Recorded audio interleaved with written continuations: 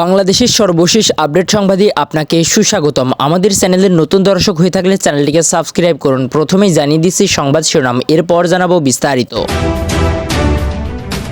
আওয়ামী লীগ ছিল হিংসুক, সংকীর্ণমনা ও বেপরোয়া বলেছেন জামায়াত আমির। এরপর জানাবো আওয়ামী লীগ আমলের অর্থ পাচার ও দুর্নীতির যে চিত্র উঠে এসেছে শ্বেতপত্রে। সর্বশেষ আপনাদের জানিয়ে দিব জামায়াতের সমাবেশে হামলার ঘটনায় যুবদল নেতাসহ 20 জনের নামে মামলা। সুপ্রিয় দর্শক, এতক্ষণ শুনছিলেন সংবাদ শিরোনাম, এবার বিস্তারিত।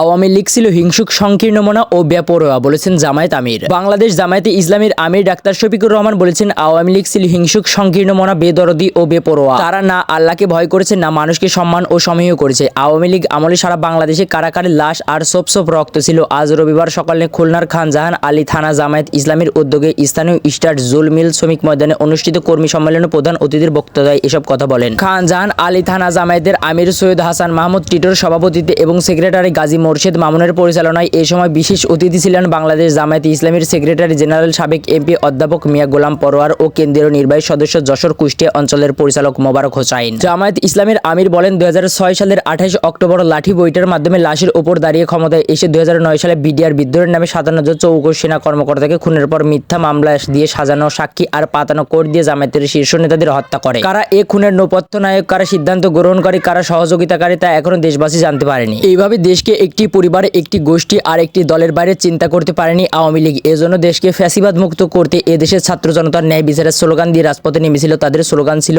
We just justice. সেই দেশপ্রেমিক ছাত্র জনতা এবং ভবিষ্যৎ প্রজন্মের জন্য নিরাপত্তা ভবিষ্যৎ উপহার দেওয়া এখন আমাদের দায়িত্ব। সেই লক্ষ্য নিয়ে জামায়াতের প্রতিটি কর্মীকে কাজ করতে হবে। বাংলাদেশের অভূতপূর্ব সাম্প্রদায়িক সম্প্রীতি রয়েছে, কিন্তু বিগত 15 বছরে একটি দল দেশকে এলোমেলো করে দিয়েছিল। এখন জাতীয় ইস্যুগুলোতে জনগণের ইস্পাতি কঠিন ঐক্য প্রয়োজন বলেও উল্লেখ করেন তিনি আরও বলেন, আওয়ামী স্বৈরাচারের দোষরা এখনো দেশকে অস্থিতিশীল করতে উস্কানি দিচ্ছে, তবে সেই ফাঁদে কোনোভাবেই পা দেওয়া যাবে না। যতই ষড়যন্ত্র হোক তা ব্যর্থ করতে হবে। দেশ এখন জঞ্জাল ও স্বৈরাচার মুক্ত হয়নি। বিগত 15 বছরে আওয়ামী লীগ দেশকে কারাগার বানিয়েছিল। তাদের মতো ন্যূনতম বাইরে গেলে সাধারণ জনগণকে গুম, খুন ও নির্যাতন, জেল ও জুলুম দেওয়া হতো। বিশেষ অতিথির বক্তৃতায় জামায়াতের সেক্রেটারি জেনারেল, সাবেক এমপি অধ্যাপক মিয়া গোলাম পরোয়ার বলেন, এ অঞ্চলের প্রধান দুটি সমস্যা হলো মিল ও বিল। আওয়ামী আমলের ওই দুটিই ধ্বংস হয়েছে। একদিকে 26 রাষ্ট্রায়ত্ত পাটকল বন্ধ করে শ্রমিকদের বেকার করা হয়েছে, অপরদিকে বিল ডাকায়েতি সহ বিভিন্ন জলাশয় দখল ও সুইচ গেট বন্ধ করে হাজার হাজার মানুষকে পানিবন্দী করে রাখা হয়েছে। প্রশাসনের দুর্নীতির কারণে মিলগুলোর লোকসান হলেও তার দায়ভার চাপানো হয়েছে শ্রমিকদের উপর। এর আগে আজ রবিবার সকাল 7:30টায় খুলনা মহানগরে জামায়াতে ইসলামীর মহিলা বিভাগের উদ্যোগে নগরীর আল ফারুক সোসাইটিতে মহিলা সমাবেশের প্রধান অতিথির বক্তৃতা করেন জামায়াতের আমির ডাক্তার শফিকুর রহমান। মহিলা বিভাগের সেক্রেটারি শামসুন নাহার এতে সভাপতিত্ব করেন।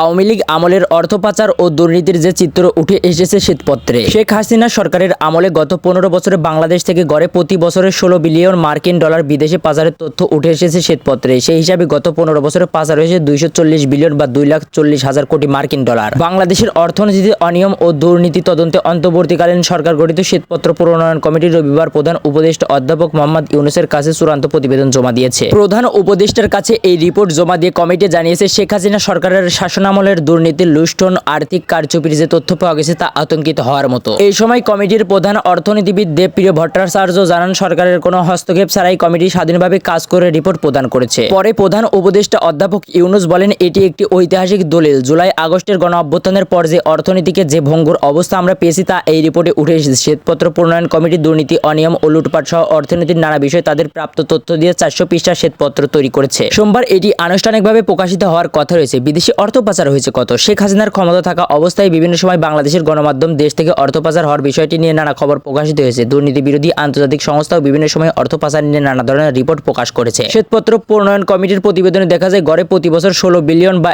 1,600 কোটি ডলার পাচার হয়েছে বাংলাদেশ থেকে। টাকার অঙ্কে যা প্রায় 2 লাখ কোটি টাকা। অর্থ পাচারে জড়িতদের বিচারের জন্য একটি বিশেষ প্রসিকিউশন শুরু করা উচিত বলে মনে করেন কমিটির সদস্য ডাক্তার মোস্তাফিজুর রহমান। পরে প্রধান উপদেষ্টা অধ্যাপক ইউনূস বলেন, আমাদের গরিব মানুষের রক্ত পানি করা টাকা যেভাবে তারা লুণ্ঠন করেছে তা আতঙ্কিত হওয়ার মতো। দুঃখের বিষয় হলো তারা প্রকাশ্যে এই লুটপাট চালিয়েছে। আমাদের বেশিরভাগ অংশই এর মোকাবেলা করার সাহস করতে পারেনি। প্রকল্পে লুটপাট, দুর্নীতি, অনিয়ম। বিগত শেখ হাসিনা সরকারের আমলে ছোট বড় মিলিয়ে বেশ কিছু উন্নয়ন প্রকল্প গ্রহণ করা হয়েছিল। শ্বেতপত্র প্রণয়ন কমিটি এসব প্রকল্প নিয়ে কাজ করে। এর মধ্যে বড় 29টি প্রকল্পের মধ্যে 60টি প্রকল্প পরীক্ষা করে দেখেছে শ্বেতপত্র প্রণয়ন কমিটি। এতে কমিটি দেখছে বড় প্রকল্পের প্রতিটিতে 10,000 কোটি টাকারও অর্থ বেশি ব্যয় হয়েছে। 29টি প্রকল্পে মোট ব্যয় হয়েছে 87 বিলিয়ন ডলার বা 7,80,000 কোটি টাকা। পরীক্ষা করা 7টি প্রকল্পের আনুমানিক প্রাথমিক ব্যয় ছিল 1,14,000 কোটি টাকা। কমিটি প্রধান উপদেষ্টাকে জানায়, এসব প্রকল্পে জমির দাম বেশি দেখিয়ে এবং জমি কেনায় হেরফের করে প্রকল্পের ব্যয় সংশোধিত করে বাড়ানো হয়েছে অনেক, যা টাকার অঙ্কে 1,95,000 কোটি টাকা। কমিটি জানিয়েছে কোথাও কোথাও প্রকল্পে ব্যয় বাড়ানো হয়েছে 70% পর্যন্ত। কমিটির সদস্য অধ্যাপক এ কে নাজমুল হক এই সময় জানান, গত 15 বছরে বার্ষিক উন্নয়ন কর্মসূচি বা এডিপিতে 7 লাখ কোটি টাকার বেশি ব্যয় হয়েছে এবং এর 40% অর্থ আমলেরা লুটপাট করেছে। এ সময় প্রধান উপদেষ্টা বলেন, পতিত স্বৈরাচারী আমলে ভয়ের রাজত্ব এতটাই ছিল যে বাংলাদেশের অর্থনীতি পর্যবেক্ষণকারীরা বহুপাক্ষিক সংস্থাগুলো এই লুণ্ঠনের ঘটনায় অনেকাংশ নীরব ছিল। বিদ্যুৎ খাত ও অন্যান্য প্রস্তাবিত শ্বেতপত্রে 6টি বিষয়ে আলোকপাত করার প্রস্তাব রেখেছিল প্রধান উপদেষ্টার কার্যালয়। সেগুলো হলো সরকারি আর্থিক ব্যবস্থাপনা, মূল্যস্ফীতি ও খাদ্য ব্যবস্থাপনা, বাহ্যিক ভারসাম্য, জ্বালানি ও বিদ্যুৎ, বেসরকারি বিনিয়োগ এবং কর্মসংস্থান। বিগত আওয়ামী লীগ সরকারের আমলে বিভিন্ন সময় বিদ্যুৎ ও জ্বালানি খাতের অনিয়ম ও দুর্নীতির নানা অভিযোগ গণমাধ্যমে প্রকাশিত হয়েছে। এই রিপোর্ট বিগত সরকারের সময় বিদ্যুৎ ও জ্বালানি খাতের অনিয়ম দুর্নীতির তথ্য উঠে এসেছে। কমিটির আরেক সদস্য এম তামিম বলেন, বিদ্যুৎ উৎপাদনে বিগত সরকারের আমলে $30 বিলিয়ন বিনিয়োগ করা হয়েছে। এর মধ্যে যদি 10% অবৈধ লেনদেন করা হয় তাহলে পরিমাণ হবে কমপক্ষে $3 বিলিয়ন। এই সময় কর অব্যাহতি, আর্থিক অব্যবস্থাপনা সহ আর্থিক অসঙ্গতির নানা চিত্র উঠে আসে রিপোর্টে। কমিটির সদস্য মোহাম্মদ আবু ইউসুফ জানান, বিগত আওয়ামী লীগ সরকারের আমলে দেশে কর অব্যাহতির পরিমাণ ছিল দেশের মোট জিডিপির 6%। এটি অর্ধেকে নামিয়ে আনা গেলে শিক্ষা বাজেট দ্বিগুণ এবং স্বাস্থ্য বাজেট 3 গুণ করা যেত। অর্থনীতিবিদ দেবপ্রিয় ভট্টাচার্যের নেতৃত্বে এই শ্বেতপত্র প্রণয়নের বিষয়টিকে যুগান্তকারীর কাজ দাবি করে প্রধান উপদেষ্টা অধ্যাপক মোহাম্মদ ইউনুস বলেছেন, আগামীতে এটি স্কুল, কলেজ, বিশ্ববিদ্যালয়ের পাঠ্যপুস্তকে অন্তর্ভুক্ত করে শিক্ষার্থীদের পড়ানো উচিত।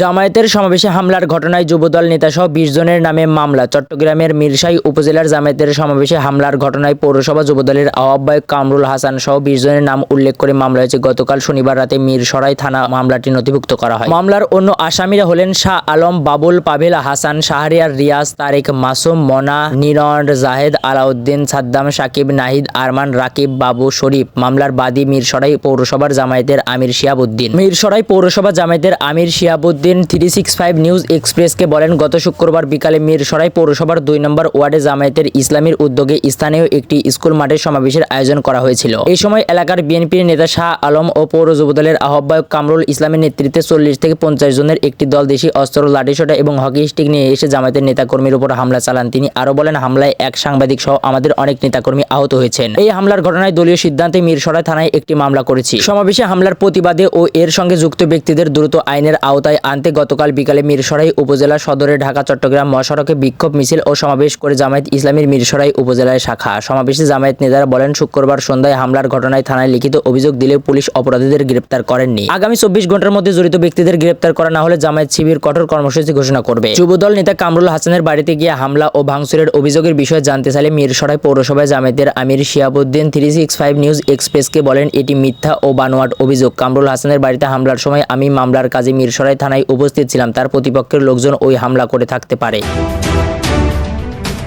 সুপ্রিয় দর্শক, এই ছিল এখনকার সর্বশেষ বাংলা আপডেট সংবাদ। পরবর্তী বাংলা আপডেট সংবাদ পেতে চ্যানেলটিকে সাবস্ক্রাইব করে বেল আইকনটিকে বাজিয়ে রাখুন। আপনার মূল্যবান মন্তব্য জানিয়ে দিন আমাদের কমেন্ট বক্সে, আর ভিডিওটি শেয়ার করে অন্যকে দেখার সুযোগ করে দিন।